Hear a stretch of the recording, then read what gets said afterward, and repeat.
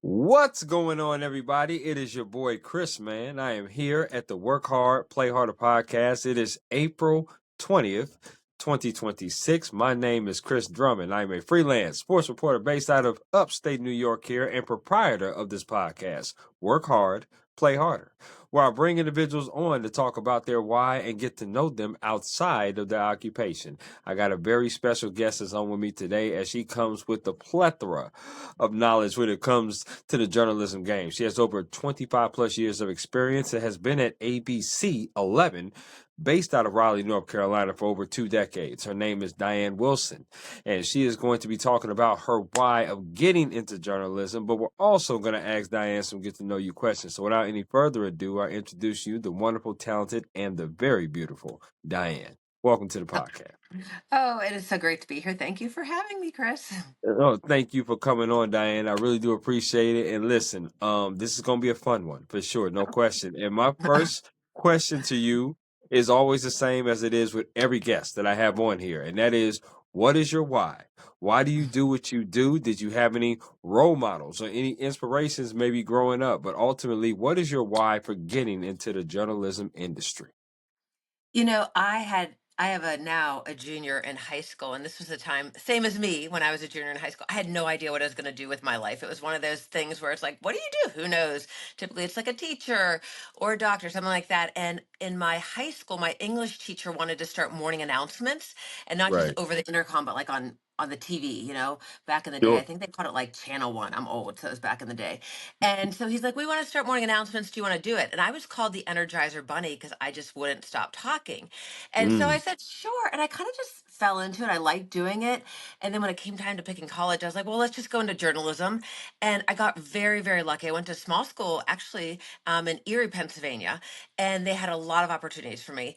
And I took advantage of every opportunity. And when my why was, I just love to learn something every day different. And I wasn't a book person. I was more a communicator wanting to talk to people. And I mean, I've just been so lucky to be in here for this long that I still love what I do. And I've done everything. Like now I'm a consumer reporter, but I was a crime and court reporter. I was just a general beat reporter working the streets for anything I could find.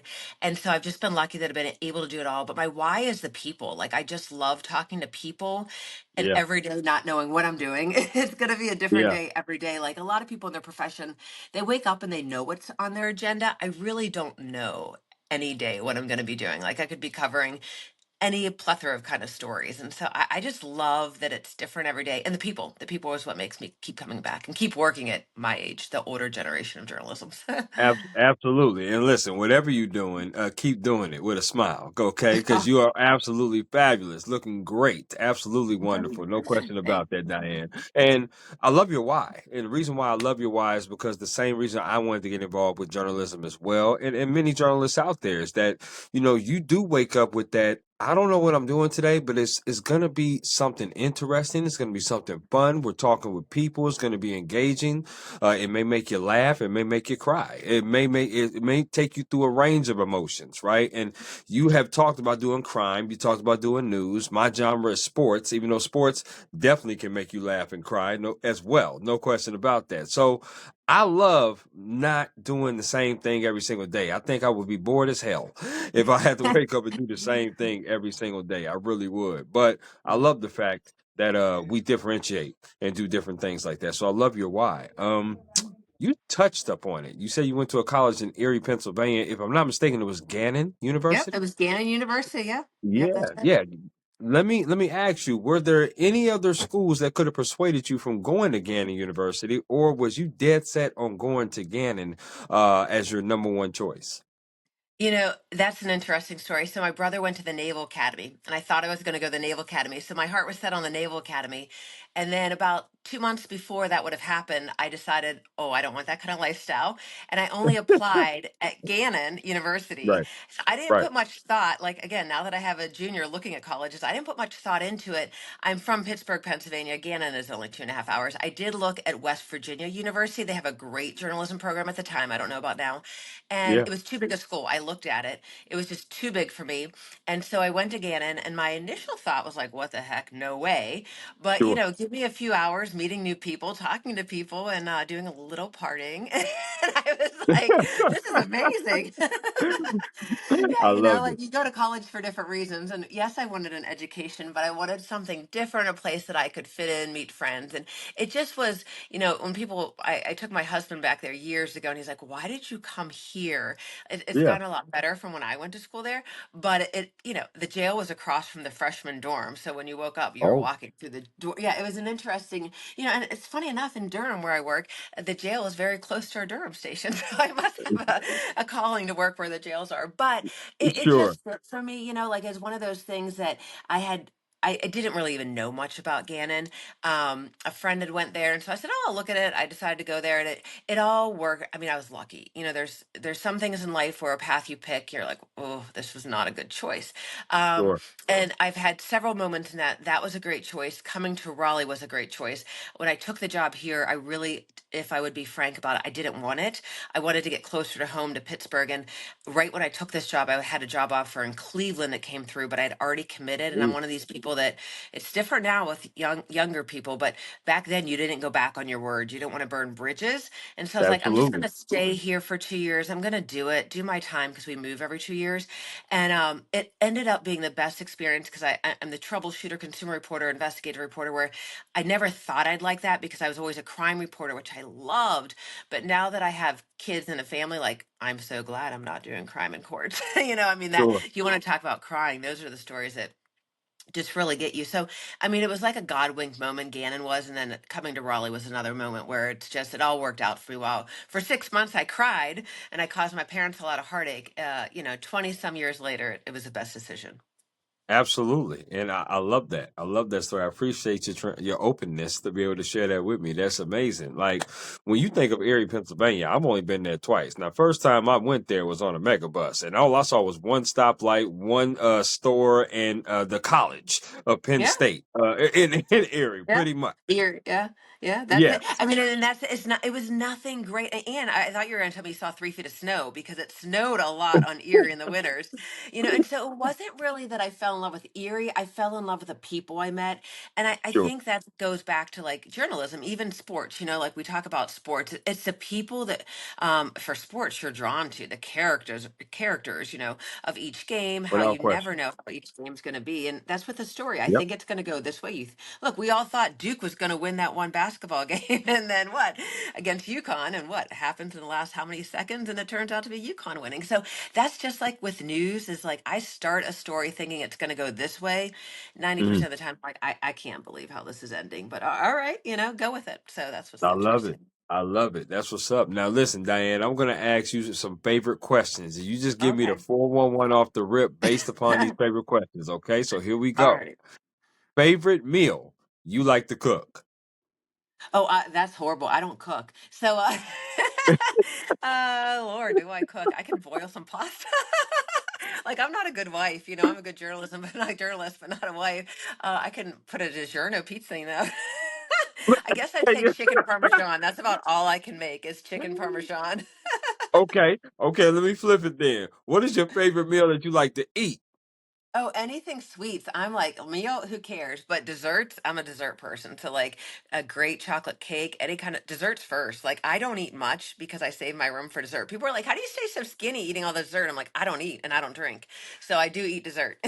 I love it. I love it. Okay. I'm with you on that. Now, let me ask you favorite concert you've ever attended?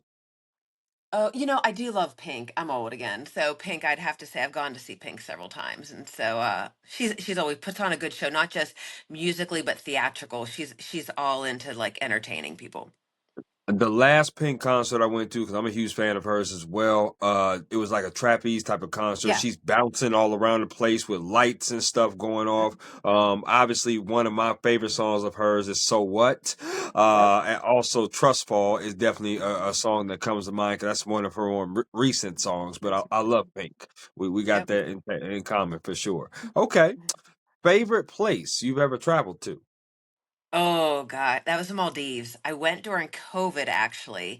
My Whoa. husband travels for a living, so we have a lot of points. It's very hard to get to the Maldives, but we used hotel and flight points, and it was amazing. It was during COVID, so no one was really there, and they just treated us like we were millionaires, which we're not because we did it all on points. But it was hard to get there. It took like 30 some hours to get there, but Oh, each island is owned by like the hotel. So you're basically on a private island and they just cater to you. And again, since we were there during COVID, there probably were maybe 20 other couples there.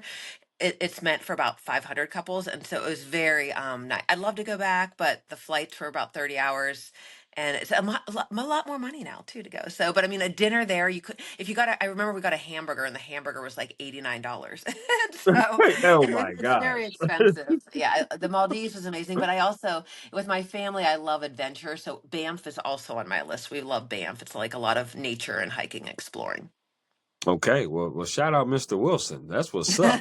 We're going to the Maldives. That's what's up. I love that. I definitely got to check that place out. I don't know about the 30 hours of flying. That would definitely Oh. get me. I got to bring enough word searches to do or something. I mean, It was rough. You have to drug yourself. I feel that. I feel that. Okay. I'm a sports person, Diane, so I'm going to ask you a two-part sports question. So here we go. Favorite sport you like to watch on TV, favorite sport you like to attend in person. They could be the same sport. Hmm. So, my kids are big. I have two girls and they're very into basketball and volleyball. So I would say now I watch a lot of volleyball. But if we're talking professional sports, football is entertaining to me, not just because watching football, but of course the Mhm. characters, the people, the hot men, the Taylor Swift and the whole drama, how many times we're going to show her. But Right. I definitely can't say baseball is my least favorite to watch. It just lasts forever and it's outside in the heat typically. So football's not bad. It's entertaining. The fans, but yeah, I mean, I do, being in North Carolina, we have Duke, UNC, and NC Yeah. State, and people say, who do I root for? And I say this, whoever gives me tickets to the games. Hey. 'Cause they're all amazing to go to. And so, like, if my neighbor's giving me tickets to Duke, I'm going to that game. But if one of my neighbors is giving me tickets to UNC, hey, I love, and the Bill Belichick, Jordan Hudson, I'm obsessed with that storyline. So, like, for me, while I played sports growing up, my brother did. My dad's a huge Pittsburgh fan. That's where I grew up, Pittsburgh. So of course a Pittsburgh fan. But that Sure. whole drama with Bill Belichick and Jordan Hudson, I can't get enough of that hot mess train wreck. So yeah. I can imagine. I can imagine. It's crazy. I am a huge UNC Tar Heel basketball fan. Mm. It's actually tragic that Hubert Davis lost his Super lost his Dave. job. Yes. But I am somebody who has went to the UNC Duke game because I went to college out in Atlanta, Georgia, so I was right there to North Carolina, just a few hours away. So I had a chance to go to a game in my college days to do that. I want to go back there again. I'm actually planning on next season to come out there. So obviously, when I do come out there, if you're still out there, I'm Yeah. definitely Oh, I'll going. be I'm here. I'm going to definitely retire here. So once they okay. once they fire me, I'll still be here. Oh, that's good. I would definitely say what's up to you, Diane. No All question right. about that, Yeah. for sure. That'd be good. Last of the favorites. Favorite place you like to eat out at? Now, I'm not familiar with the city of Raleigh. I've only been there, like I said, a couple of times. Once for the game. Y'all do got some good barbecue. I do remember that. There was some good Yeah. barbecue places there. But what is a restaurant that you like to eat out at that I should check out the next time I come down? Well, everyone would say the Angus Barn here in Raleigh, just because it's a steakhouse that's well known, the Angus Barn. It is good. I like it. And it's known to Raleigh, but favorite, look, immediately what comes to my head is Hayes Barden desserts because they have these chocolate cake slices. Like that's what I'm thinking. I'm like, oh, I can tell you where to go get desserts, but yeah, the Angus Barn everyone would check out in this area, but I'm Okay. all dessert, so that's where I'm like Hayes Barden. If you want the best dessert, it's Hayes Barden in Raleigh. Five Well, points. listen, anytime I'm going for desserts, I'm hitting you up, Diane. That's You're for gonna call sure. me. No When question. I go somewhere, I say best desserts in this town. That's where I'm gonna go. When I was in Atlanta for a volleyball tournament, I looked it up and found my I cake. got you. I got you. No doubt. I like that. That's what's up. Let's talk about your day to day because as we discussed early on, As journalists, our days are never the same. Especially as a freelancer, I'm typically calling around, pitching stories, pitching ideas, covering teams and working with different networks and publications. As a reporter of your sort, working with a station, your stories are never the same. You meet different people every single day. Again, you never know what you're going to do until you come in there.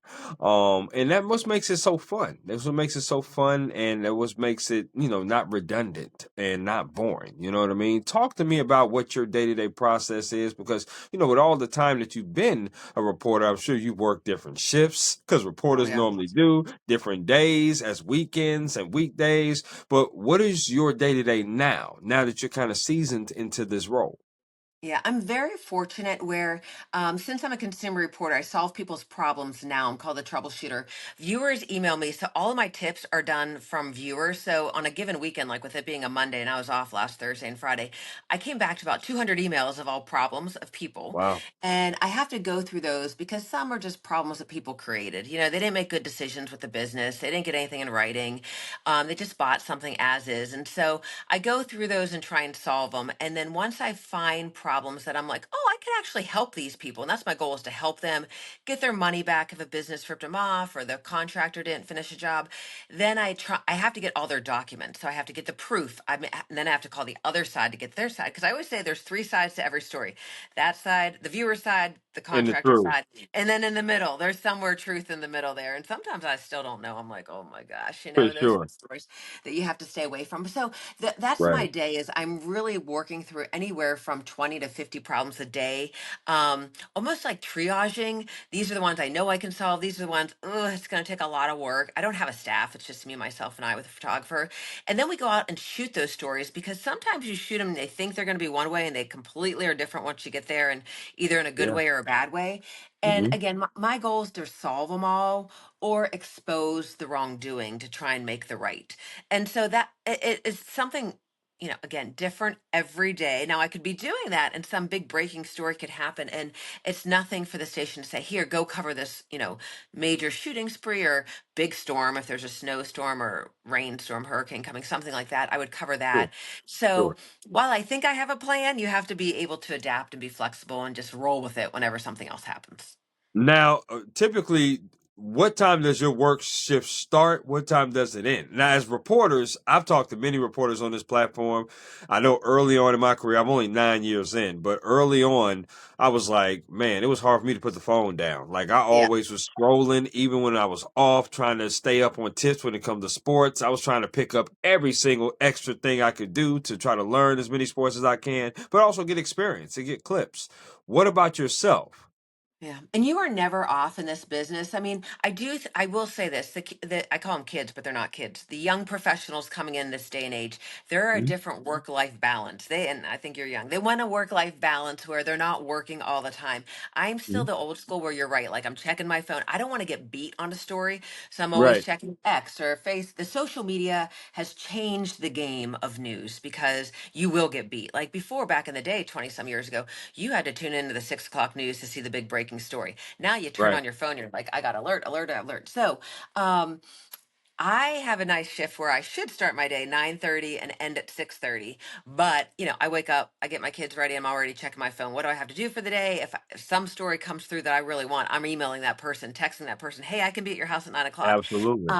That's a normal shift. When I work the morning shifts, I have to fill an anchor sometimes in a morning show. That's horrible. That's my alarm clock's going off at 2:30, get to work by 3, reading Ooh. scripts on TV by 4:30, and it's a long morning, but you are off by noon if you can stay awake that long. you know, that's a hard shift. And the night Right. shift, we have people that work overnight, we have people that work night side. So Yep. it's one of those, I say this to journalists, young and older journalists. It depends on your work ethic. You can make it as easy as you want. You can make it as hard as you want. It depends on how dedicated you want to be to your job. I And like so that. I see them all. I still get mad at myself for how much I work on weekends and outside of work, but it's just the type of person I am that I don't want to get beat. And so sometimes I will, and I'll be like, you know what? My kids are more important. This is not that important. But for the most part, I'm still going to try and be the first on with the story. For sure. That's the competitiveness in all of us. Like, right, Yeah. it's just competitive journalism. Like, you just want to be the first one to break the news, break the story. You don't want to be left behind either. You want to be up to date on everything. And like you said, social media has definitely changed the game. There's no question about that. With this, when now I'm still not on TikTok. I ain't got to Yeah. that moment yet. I'm still dealing with the Facebook, Instagrams. I'm still doing and the LinkedIn's. That's what I Yeah. mainly use as my social media. So I totally understand that. But it bleeds into a great question that I have for you, and that is you talked about it, work-life balance and also mental health. Now, I know a lot of reporters that have stepped away from this industry because their mental health was affected. I know a lot of reporters have stepped away because their work-life balance. To me, in my opinion, Diane, and you can definitely agree or disagree, but I think mental health and I think work life balance is different for every single person. Balance is different for every single person in this industry because some people can handle a lot, some people can't handle much. And I also think that you're never going to get it 100% balance because the hours and days just change. Like sometimes you may work long hours, sometimes you may not work as long. Sometimes a story you think is going to be really good really sucks. Sometimes a story that you thought that was really bad turns out to be one of the best stories you ever reported on in your life. So it's just all over the place. My Yeah. question to you is how do you maintain good mental health and that work life balance with being a mom, being a wife, being a reporter, right? That you wear many different hats, and it's only 24 hours in a day, and there's only one Diane. You need your alone time too. So how do you manage all that without feeling overwhelmed or burnt out? I mean, it's a great question because it's so funny to hear different people of what their work life balance is to them and their mental health. And so I guess, I've always been in this mindset of multitasking and having 20 billion things on the plate at one time working on it. So I've been Mhm. able to adapt to that and maintain that. Is it the right thing? I have no idea, but I do love to exercise. So I will get my exercise in one way or the other. I call it my therapy. Like people say, why do you work out so much? Why do you run?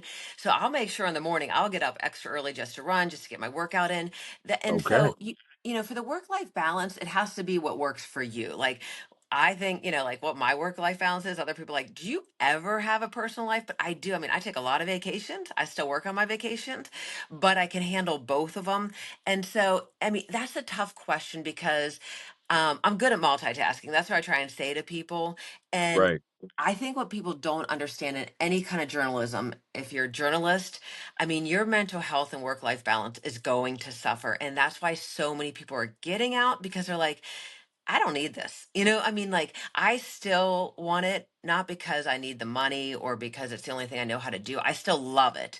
And so I Right. will get out of it if once I stop loving it, Right. but you have to love it or you're never going to have mental health in a good place or work life balance because it's not going to be worth it to you. And so that's why I say to people like, because people say to me, how are you still doing it at your age? And it's like, I mean, I could, I could still work like I was. I worked a lot harder in my 20s, to be honest with you, because I Mm. didn't have all the other, not distractions, but things in my life like kids and a family and running everywhere and there. But I Sure. have had to let go of a couple things and, not be as hard on myself and that's what you have to realize the older you get. You're like, it's just a news story. Like, I mean, what you said hit really home when you're like, you think you got a great story, you knocked it out of the park, and it just fell flat. It didn't relate to Right. anyone.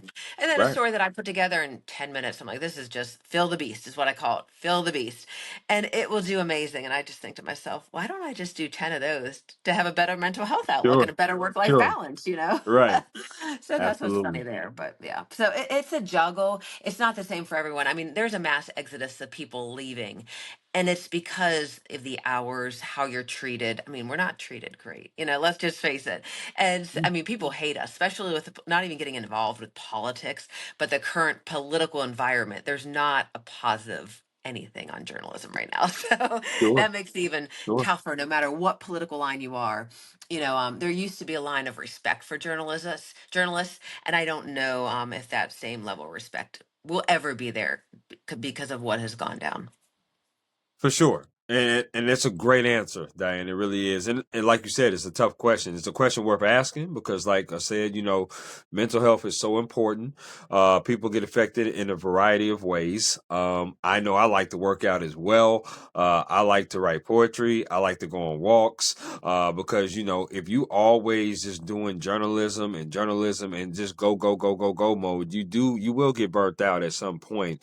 And I think work life balance, if you don't have somewhat of a balance, again, I don't ever think you'll ever get 100% or 50-50 split of work life balance. I don't think you ever will. But balance looks different to everybody.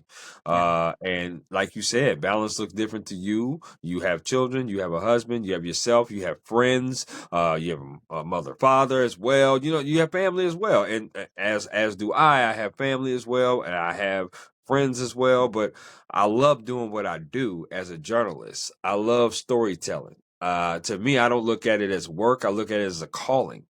Because I just feel like we are pillars in our community and we are people that are very important, and we get the 411 out to the people in the community that stay informed, whether it's sports, news, entertainment, whatever genre it is.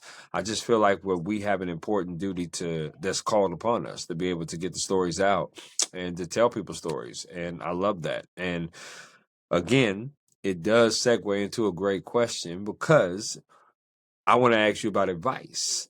Now, Mm. I'm certain that you've had interns come at ABC11. I'm certain you've had people come up to you in a variety of ways and ask you this question, but I want to ask you it myself, and that is, what kind of advice would you give an individual that wants to be a journalist just like you?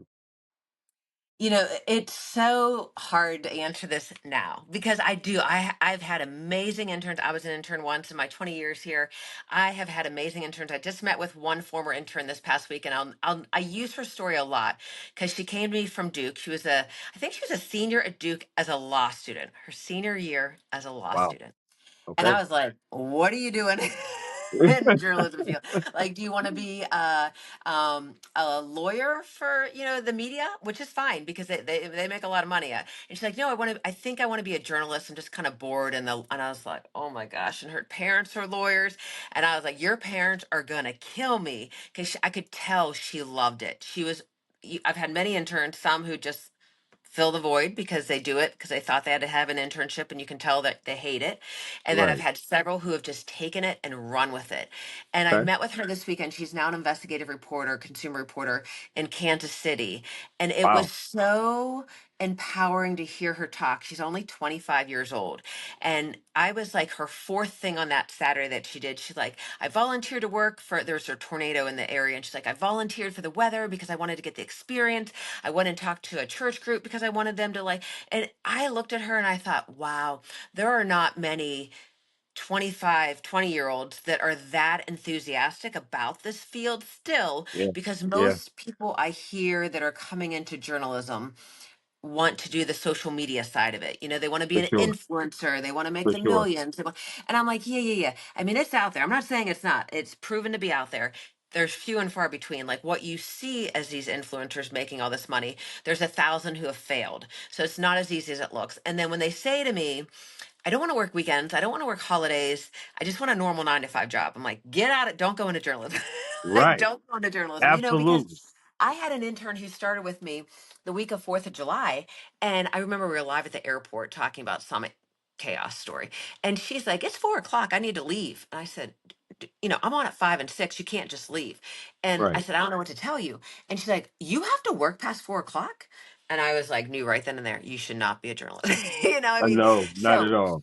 if you really love it and you love knowing that you're going to get beaten up, and I say that in a nice way, like you have to be prepared. I can tell you, I mean, viewers have berated me. You feel very threatened. I've been in several dangerous situations in this career, as any journalist would. You're out there at the middle of the night, 3:30 in the morning, talking about a murder that just happened Sure. here. And, Sure. so you have no idea what neighborhood.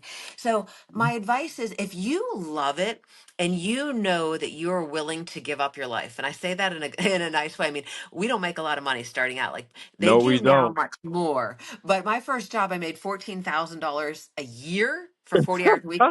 And I was thrilled. I was like, I would have done it for free. I was Right. like, oh, Mom, I'm making $14,000 a year. When I speak to students in school, I was like, there's only probably one job that makes less than teachers, and that's journalists starting out. And so, Yeah. at least you have the joy of teaching students, but journalism is hard. Now, it depends on if you have what kind of path. There's different paths you can take. But for news journalists, you have to be willing to do everything for a little bit of money. You can move up a lot faster nowadays because not as many people want to do it. It's not as Right. competitive that you can go to bigger markets faster. But Right. you have to be willing to work holidays, weekends, even the people on Good Morning America on national network. David Muir has a phone by he's a, ABC news anchor, the man. He has a phone that if he gets called at 2 in the morning, he's on a plane to wherever, Iran. So you have to be willing to give it all up. And whether you're big or small, it's the same level of commitment. And if you know you're not willing to do that in the early stages of your career, don't even get into it. What's the point? Like for communications, go into PR, go into something different, marketing. But if you truly have an itch to keep, like you're doing, like you'll do the podcast, you'll do the social media, I'm on TV. Like I just don't do the news for TV. There's a social media aspect. You're always hustling for something.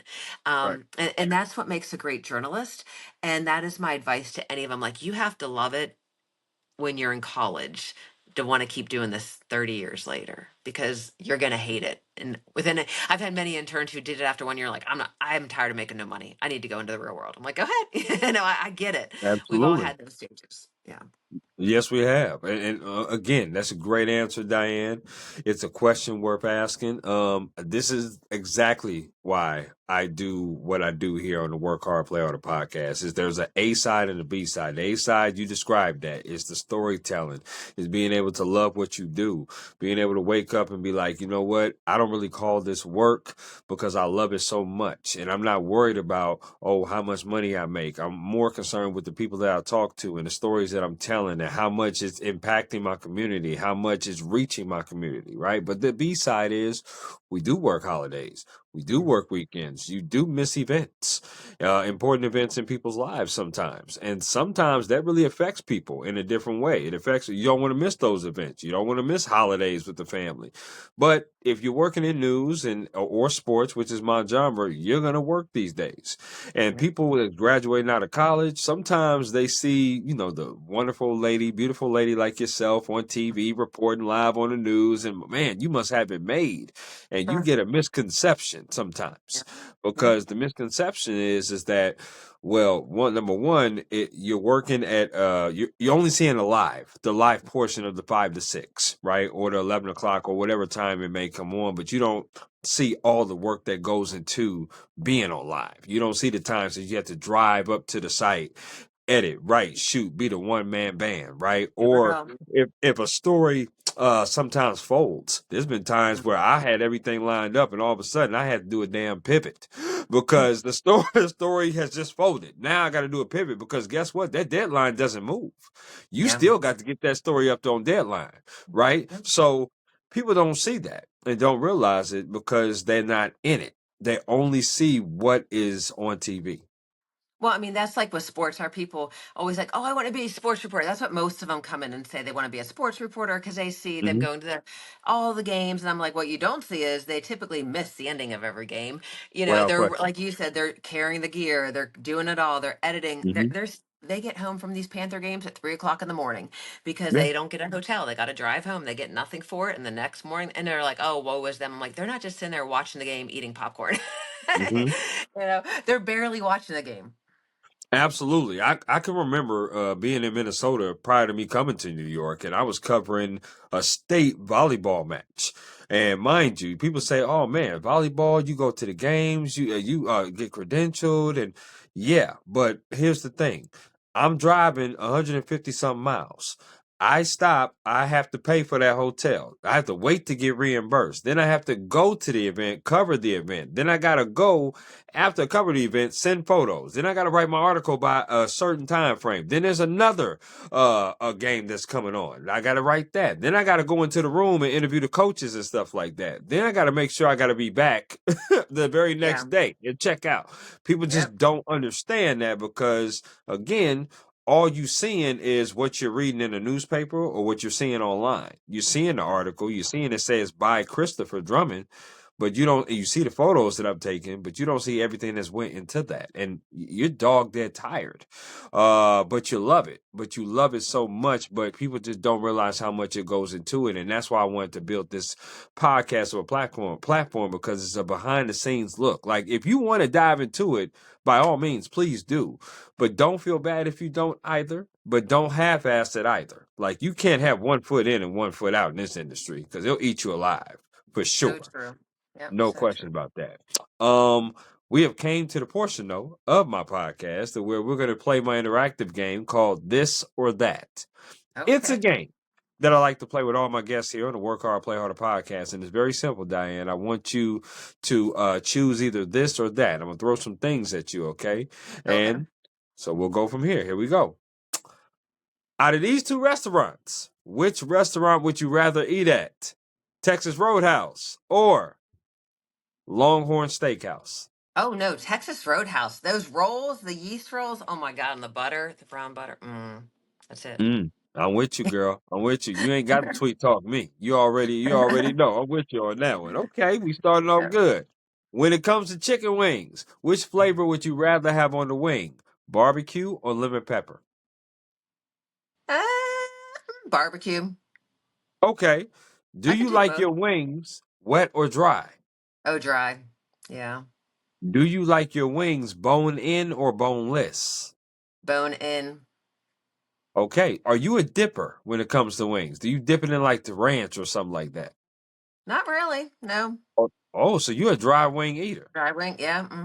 Mm-hmm. Okay. I haven't met many of those, but I God know. bless your heart. I love that. I love that. Okay. Now these next 5 questions have to do with music concerts you rather go and see. Now, when it Okay. comes to music, Diane, what kind of music genre do you like? Do you like it I know. all I or was like, I hope I know these people. yeah, I was what like, genre do you like? they always make fun of me when I anchor with some of my co-anchors. They say things. I was like, I have no, like when I had to say SZA, I'm like, I have no idea who SZA is. I mean, once I heard the music, I'm like, okay. But when I saw the name, I'm like, who's SZA? I'm old.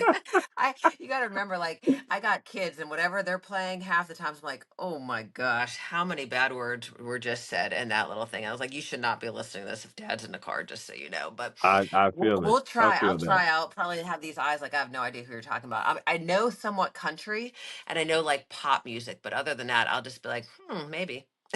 Okay. Okay, so here we go. We're gonna try this, all right? Which music concert out of these two artists would you rather go see? Rihanna or Beyonce? Okay, I know those people. Gosh, they're both good. I guess Rihanna. Okay, I'm with you on that. I'm with you on that. I would have chose Riri too. So we good. Here we go. Which music concert out of these two would you rather go see? Sir Elton John or Phil Collins? Oh, you got my H here. Elton John. Oh, I like it. I like it. Yeah. Okay. Okay. Here we go. Which music concert out of these two would you rather go see? Brandy or Monica? Oh God. Oh, I really don't. I'm sure I know their music, but we'll just go with Brandy. Okay. Okay. That's a good choice because I would have went with Brandy too. I went with Okay, Brandy good. too. Here we go. Here's a country one for you. Two of my Okay. favorite artists.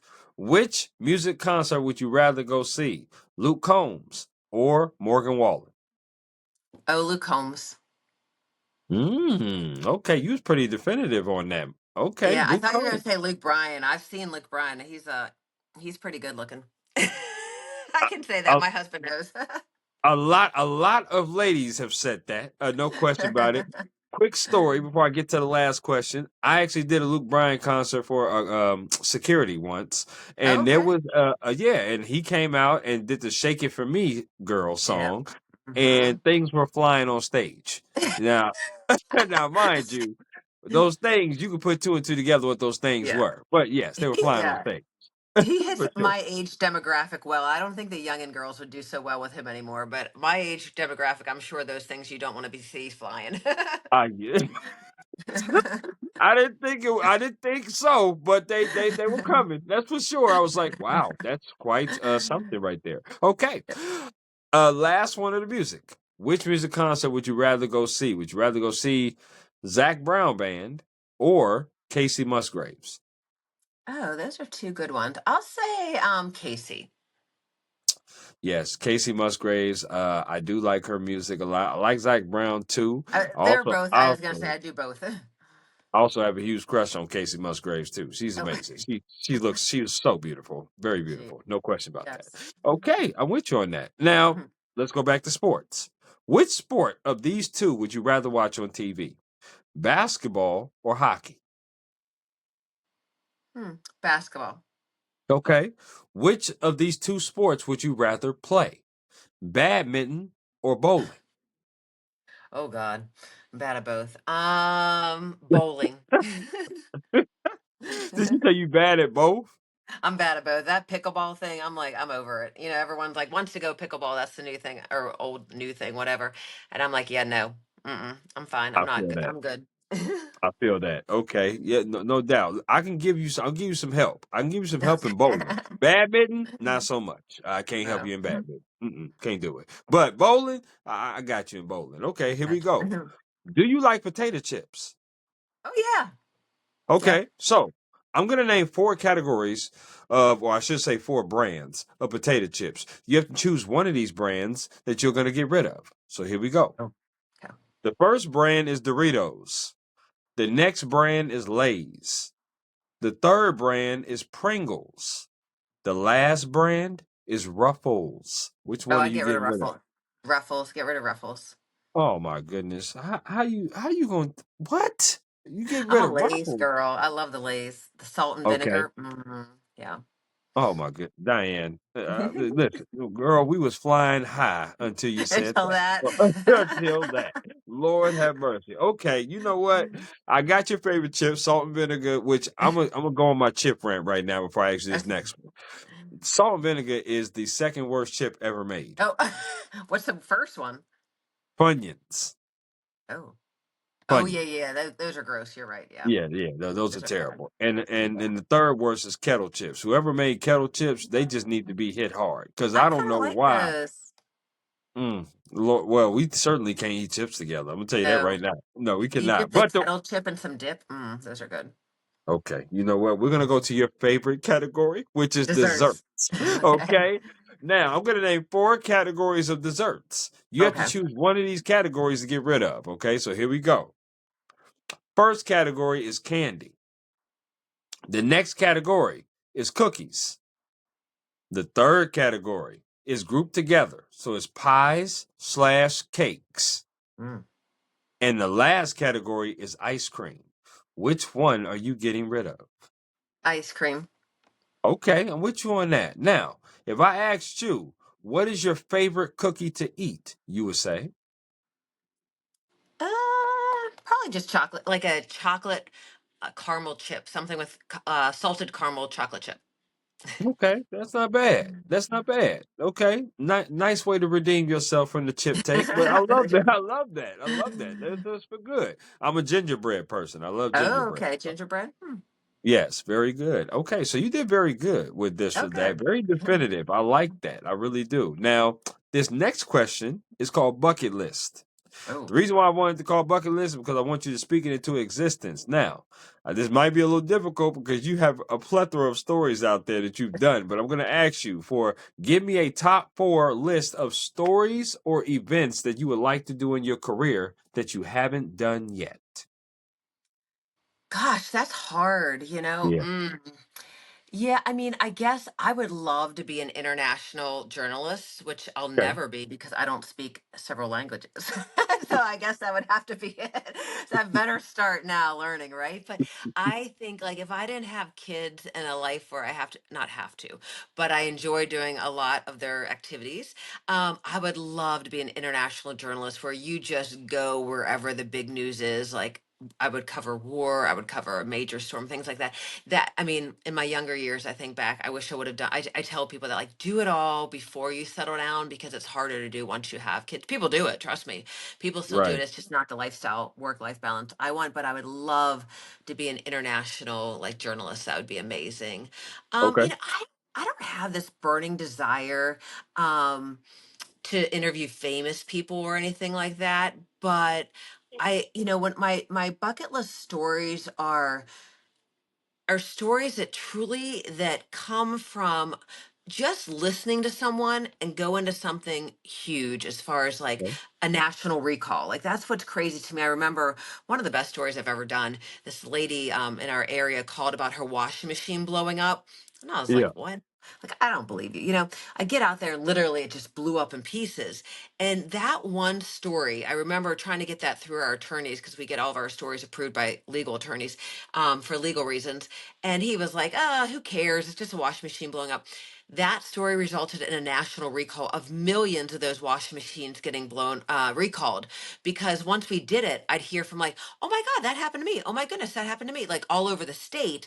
And the sure. problem was like, until you talk about it on the news, the manufacturer was just being like, oh no, that was just something you did. That was nothing we did. But once you start piecing it all together and realize, oh, there's a pattern here, that results in national recall. So those are the stories. I mean, I guess that's why I fell into this job, that I'm just so lucky, because even I did an amazing story on finding asbestos in kids' makeup. And that came about from watching my two girls when they were young. They were putting on kids' makeup, caking it on their eyes. I was like, gosh, wonder what's in that makeup. And I went to my news director and she's like, go ahead and test it. We tested it for lead, thinking we find lead. And I'll never forget, the lab called me and he's like, you will be shocked. We found asbestos, which is like cancer causing chemicals. And Wow. again, the manufacturer denied it, said our tests were wrong. We bought more products. And then lo and behold, they admitted, yep, there was asbestos in the makeup. Did a whole national recall, the makeup lines off. It resulted in a federal law changing things. So my bucket list stories are like, I would love to find more stories like that. They're harder to do now due to so many legal problems. Trying to get a story on now is very hard because everyone's too happy, in my opinion, that Right. they just threaten a lawsuit. And is it worth it, the risk to put it on TV with the threat of a lawsuit? That's something managers get paid a lot of money to decide. But For sure. my bucket list would be actually to do more stories that just uncover the wrongdoing. And I mean, there's a lot of wrongdoing in our society right now, as far as that happened with the less how do I say this, the less fortunate, where I mean they're the middle to lower class, where they're just working hard from paycheck to paycheck and people take advantage of it. I mean, Mm. I've had a lot of contractors who are legal citizens, and these people don't pay them because they're like, oh, they think they're illegal and don't want to pay them for that reason. And that just, I have to come and do a story on it to get them paid. And I'm like, really? Like, they worked hard, they did the job. So, I mean, the bucket list stories for me aren't like any major, you know, professional athlete or the president or anything like that. It's more just doing these stories that make such a difference and do result in a major lasting impact on the consumer. I like that. Have you ever thought about doing any red carpet opportunities, or have you done that before? Uh, no, I really haven't. Not like, we sent that's like not my niche, I guess you would say. We have sent Yeah. people to like the CMA awards or the red carpet for the Oscars and stuff like that. And Sure. I don't have that much of a personality to do that. And I'm not up on the current, like the pop culture current events. So I would definitely be like, that is not my cup of tea. In journalism, you realize what you're good at and what you're Yeah. not. And that's one thing, like I Kim Kardashian could probably walk by me and I'd have no idea. I'd be like, oh, who knows? Like, I would not even recognize it. Or people don't probably even know who she is. So I'd have to say like someone more popular nowadays. But yeah, that's, pop culture. I always say like, I sit with our morning anchor. He knows everything. He's like, you don't watch this? I'm like, no, I'm watching whatever my kids have on TV and that's it. I love it. Whatever they're I love it. streaming. I love that. That is awesome. Now, we talked about advice you would give, but what is some advice that someone has gave you that you hold on dearly to? It's so simple, but you have to remember, like, to treat people how you want to be treated, and then you never know what people are going through. I mean, people still call. I would love for people just to email me, because that way I don't have to I pick up the phone and a viewer is going to talk to me for an hour. And I have to sometimes have it come to Jesus for myself and be like, you do not know what is going on in their life. Like, someone that says to me, I bought this car for $2,000. I'm on the side of the road. I can't get to work. I mean, this is how I can put it in perspective for you. That when someone's like, well, why would they ever, some people would be like, well, $2,000, you knew what you were buying for $2,000. You weren't going to get a car Without that question. works. But for Yeah, the some people, that $2,000 they worked hard for, that was the last ounce of money they had. And for now that sure. they don't have a car, that could have been their home. They can't get to work. They can't get their kid to school. I mean, like, it is devastating. And so those are the problems that keep me up at night. That I follow this guy on social media. His name is Jimmy Darts, and he just goes around. He must have a huge connection of money that someone's filling him money, but he finds like these people at Walmart. It's like, oh, did you lose this diamond ring? It's a fake diamond ring, but like, did you lose this $100? And like, no, no, no. And he rewards them for being honest. And he finds these people that, I mean, I hear from these stories that they've been living in a car, they've been living paycheck to paycheck, and then that $2,000 car they just bought, that the engine blew. I hate that for them, and more than likely, it's a problem I can't solve because that crummy car dealership knew what they were doing. They knew Right, exactly what they were doing, right. and so those are the problems that keep me up at night. It's not the problem, like this sounds bad. I'll get $100,000 for someone, they barely even thank me, to them they're just like, oh, they deserved it, I mean, like, oh, that I just did, that was what my job was, to get them 100,000. But then when I get someone that truly, I mean, like, I got, the landlord, I have a lot of Section 8 people, and so the county hasn't paid the Section 8 rent, and I got saved them from being evicted because I finally got them to pay the rent. Those people, I mean, like, they would give me the shirt off their back. They're so thankful just for the smallest thing that I did for them. And so those are the stories that keep me up at night. Those stories that I can't solve, or the ones that I know that it's going to have a lasting impact on these people, not being I able to love solve that. it. I love Yeah. that. I appreciate So that. And yeah, listen, that goes back to your advice. People gave me, always treat people how you'd want to be treated, no matter what what your opinion could be of them. yeah, no, that's great. That's amazing. I love that. I want to do some rapid fire with you, Okay. as we close up and wrap up this conversation that we're having. Now, it's a little different from this or that. This is the first thing that comes to your mind, Diane. Okay, so yeah, Okay. first thing that comes to your mind, shout it out with glee. So here we go. Okay, favorite color. Purple. All right, I love it. Favorite Netflix TV series or television show. Oh God, I can wish I could remember the name. Well, I am a reality TV junkie, so you're gonna laugh, but I do love like the Real Housewives of whatever, Beverly Hills, or like those yachting. I can't even remember the names, but yachting ones. But yeah, any kind of reality TV that makes me feel better about my life because I'm Yeah. like, who goes on TV and acts like this? Well, it's Uh, entertaining to me. It's like my Lo- mindless crap. Lord have mercy. I got you. No problem. No problem with that. Pancakes or waffles. Oh, waffles, Okay. Chicken or ribs. chicken. Juice or soda. Oh, juice. Yeah, I'm not a soda person. Favorite board game. Yahtzee. Favorite card game. Uno. I'm a monster when I hit you with You the can tell draw I have fours, kids, right? girl. Yes, yes. I love me some Uno. Love it. Okay. If you had a choice to bring three people with you, so three plus one, total of four, with you on vacation, where would you go and who would you bring? Now, Diane, before you choose, you could choose celebrities, friends, or family. Doesn't matter if you choose a combination of all three, by the way. Oh, I mean, my mom, gosh, I can only pick three. God, this is hard. Only three. Hopefully my husband is not listening right now. But I would pick my two kids and I'd pick my mom. Where would you guys go? Italy.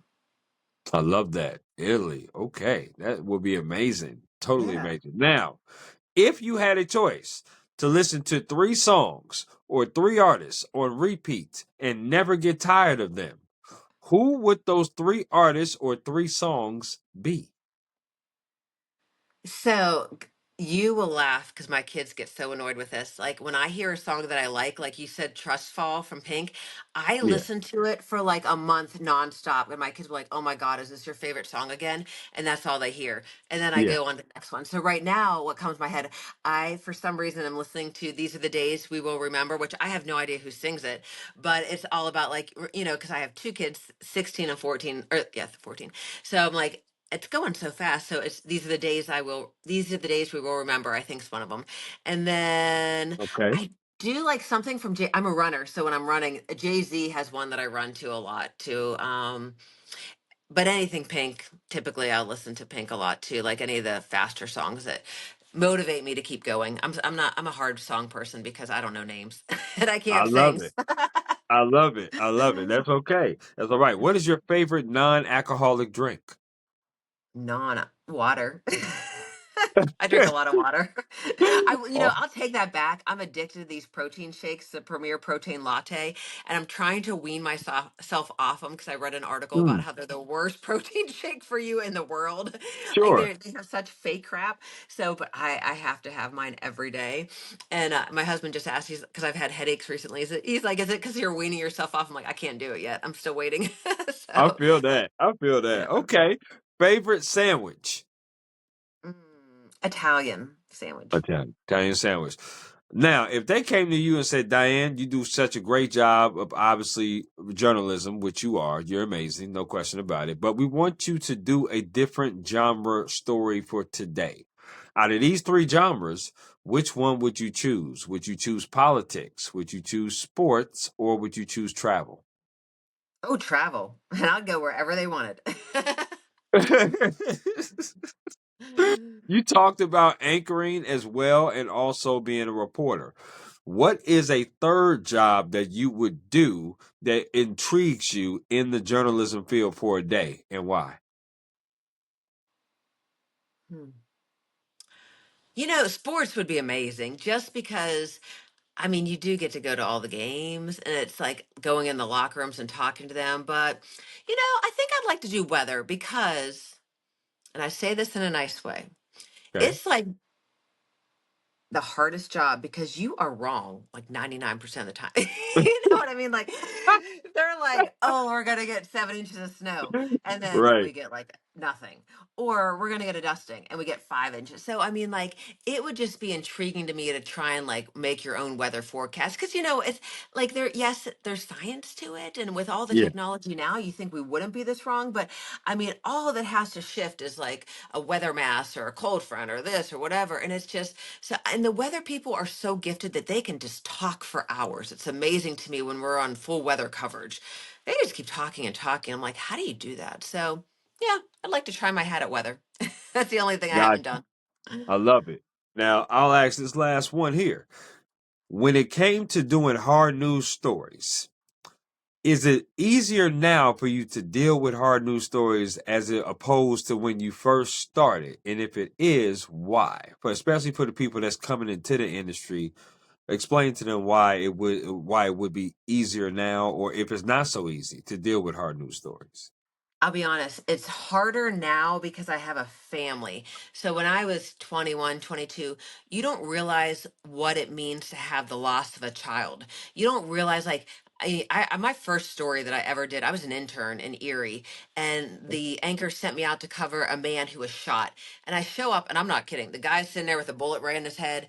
And I'm like, I see it. It doesn't even affect me. I'm just like, oh, let me get my story. Let me get my facts today. Because you're so focused on just getting the facts and you're like, oh, this is a good story. Not a good story, but like, I got to Right. go talk to the neighbors, try and track down family. I have knocked on doors that have just lost their 2-year-old that got run over by a car. And back then, I thought nothing of it. I mean, tragedy, yes.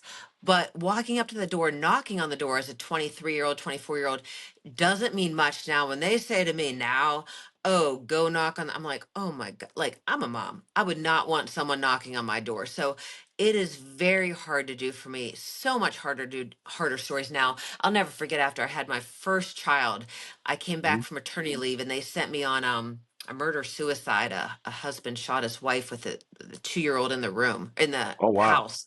And I Yeah. was there when they were bringing that 2-year-old out, like, Daddy shot mommy. I was bawling. I called my news director. I was like, I cannot go on TV. Like, I was supposed to go live. I was like, I cannot go. So it's so much harder now for me because I'm in a different stage of my life. Because now it's like, I'm a mom. Like, I know what that feels when someone's showing up and you'll be shocked. I mean, I say this to journalists because they say, how do you do it? And like, you will be shocked how many people want to talk in the face of a tragedy. Right. It's therapeutic to them. Some don't. Like, you know, real quick, when someone pulls a gun on you, they do not want to talk. You walk away. I'm so sorry. Thank you very much. You walk out, For you sure. get out of that area right away. I'm not one For of these sure. reporter, like, it's not worth losing my life over to get a story. But for some people, they want to open up to you. And I will say this, I tell people this all the time. Talking to the media helps in certain situations. Like, if you're trying to track down a killer, you're trying to get answers, you're trying to get help police. You'd be shocked. The Savannah Guthrie story, the Nancy Guthrie disappearance. I mean, that story is just captivating because for how much press it's gotten, you would think they would have found that killer by now. So something's amiss about that. That for them not to find that with everyone talking about it, someone always turns on someone, and so that's why 99%. That's the one case that has not helped yet, but Right. 99% of the cases I've had stories, murders, crime scenes get solved because of the family talking in the a tragic situation, because someone's like, oh my God, like, let's give that family closure. And I Right. mean, the Nancy Guthrie, Savannah Guthrie, that's the most interesting case I think I've seen in my career, that they haven't found out who's done that or what happened there. It's just crazy to me.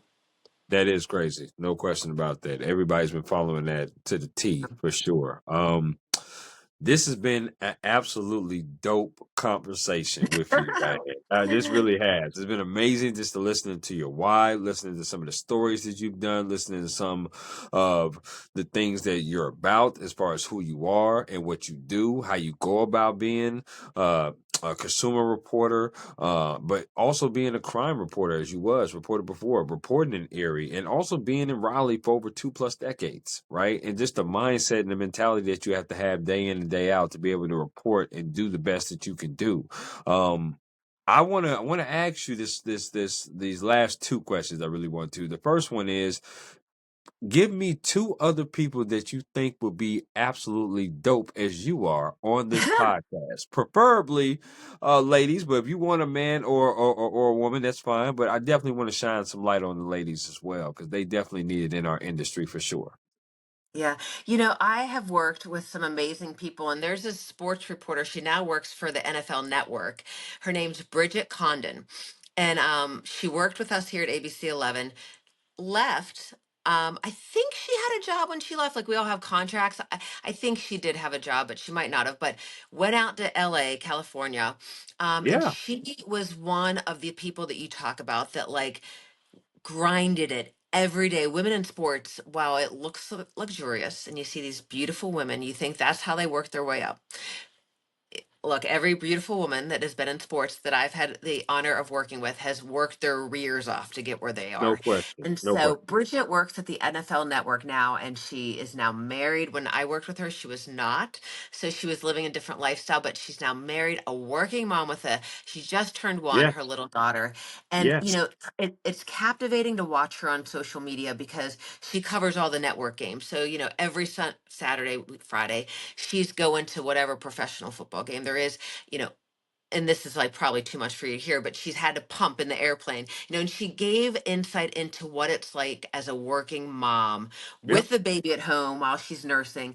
And it was just fascinating to watch Bridget grow because, Raleigh Durham is it's a big TV market, but she went national, and she does it all. She does podcasts. She's an anchor for the NFL Network. She's a sideline reporter. She can handle, I've seen her interview every NFL famous person, if I could name them, but Tom Brady, any of them. And she is just captivating for me to see how much she's grown. I think she'd be great on your podcast.